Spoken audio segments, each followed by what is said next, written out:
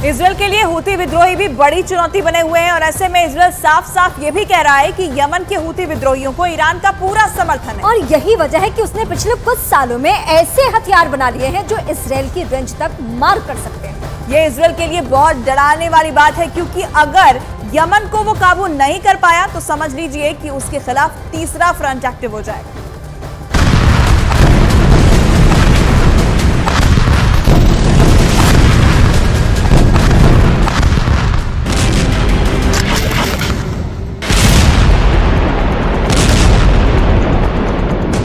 Israel साफ साफ कह रहा है कि यमन के हूती विद्रोहियों को ईरान का पूरा समर्थन है।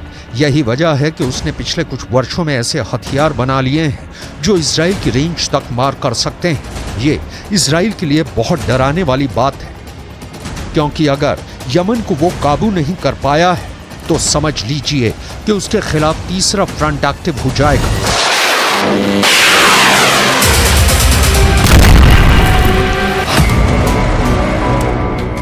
अपने आसमान को सुरक्षित रखने के लिए अभी इजराइल के पास 4 लेयर में डिफेंस सिस्टम है। पहला है आयरन डोम, जो रॉकेट और विमानों को 70 किलोमीटर के दायरे में रोक सकता है। मिड सेगमेंट में दूसरा है डेविड स्लिंग सिस्टम, जो 250 किलोमीटर की रेंज तक मिसाइल या विमान का दुश्मन बन जाता है।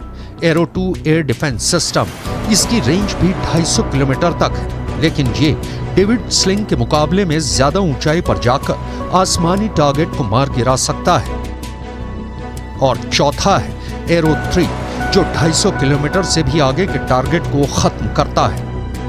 और अब यही इजराइल का सबसे बैलिस्टिक मिसाइल को मार गिराने वाला गारंटी बन चुका है।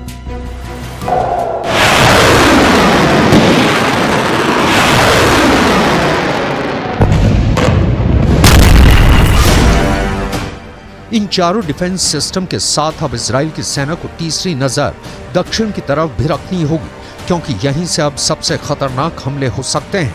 यह हमले गाजा में हमास और लेबनान में हिजबुल्लाह से भी ताकतवर कहे जाएंगे, क्योंकि यहाँ खतरा अब लंबी दूरी की बैलिस्टिक मिसाइल से है।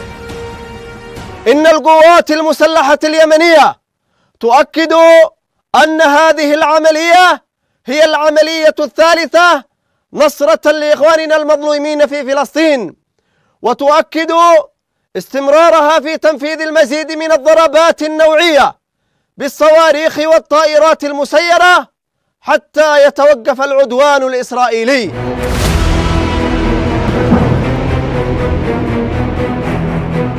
इससे पहले 19 अक्टूबर को हूती विद्रोहियों ने इजराइल पर ड्रोन और क्रूज मिसाइल से हमला किया था, लेकिन इस हमले को लाल सागर में मौजूद अमेरिकी जंगी जहाज ने मिसाइल मारकर नाकाम कर दिया था, जबकि सऊदी अरब ने भी इजराइल की तरफ बढ़ रहे कई ड्रोन मार गिराए थे। इजराइल के लिए सोचने वाली बात यह है कि सितंबर में हूती विद्रोहियों ने एक परेड निकालकर ऐसी बैलिस्टिक मिसाइल और ड्रोन दिखाए थे जो इजराइल तक हमला कर सकते हैं। इस वक्त अरब देशों में इजराइल को लेकर गुस्सा बढ़ता जा रहा है। गाजा में हो रही बमबारी और करीब 10,000 लोगों की मौत को लेकर सब अपनी सरकारों से सवाल पूछ रहे हैं कि वो इजराइल को लेकर सख्त कदम क्यों नहीं उठाते। ये जॉर्डन है जो इजराइल का पड़ोसी है और उसके इजराइल से अच्छे संबंध भी हैं, लेकिन यहाँ की राजधानी अम्मान में ये प्रदर्शन बताता है कि यहाँ की पब्लिक इजराइल पर एक्शन चाहती है। लोग यहाँ प्रदर्शन में ऐसे बैनर और पोस्टर लेकर आए हैं जिन पर लिखा है कि इजराइल के साथ सभी तरह की डील खत्म की जाए और इजराइल के राजदूत को वापस भेज दिया जाए, इजराइल के दूतावास को बंद कर दिया जाए।